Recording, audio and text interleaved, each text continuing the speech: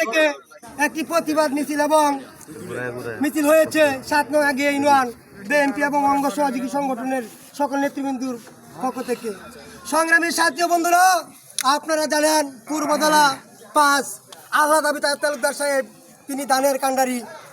সংগ্রামী সাথী বন্ধুরা, 2018 সালে যিনি দান পেয়েছিলেন, আবারও কিন্তু তিনি দান পেয়েছেন।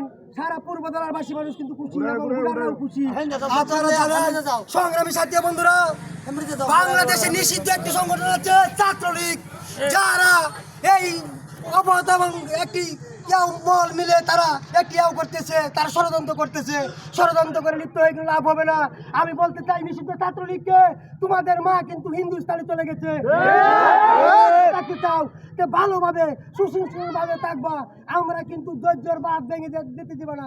আমাদের যদি ধৈর্যের বাঁধ ভেঙে যায়, তোমাদেরকে রাজপথে নামার জন্য আমরা সুযোগ দেবো না। সাথী বন্ধুরা, তোমাদেরকে চামড়া তুলে ফেলবো, সাবধান হয়ে যাও।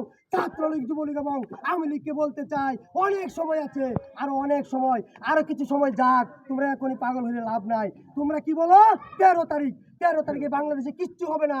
যেখানেই তোমাদের পাবে সেখানেই তোমাদেরকে এই জনসাধারণ মিলে তোমাদেরকে গণধুলাই দেবে। বলতে চাই, বাংলাদেশ জাতীয়বাদী দল জিন্দাবাদ। শহীদ প্রেসিডেন্ট জিয়াউর রহমান উমর হোক, বেগম খালেদা জিয়া সুস্থতা কামনা করি। আগামী দিনে রাষ্ট্রনায়ক তারেক রহমান জিন্দাবাদ। সকলকে ধন্যবাদ। বাংলাদেশ জাতীয়বাদী স্বেচ্ছাসেবক দল জিন্দাবাদ। সবাইকে ধন্যবাদ।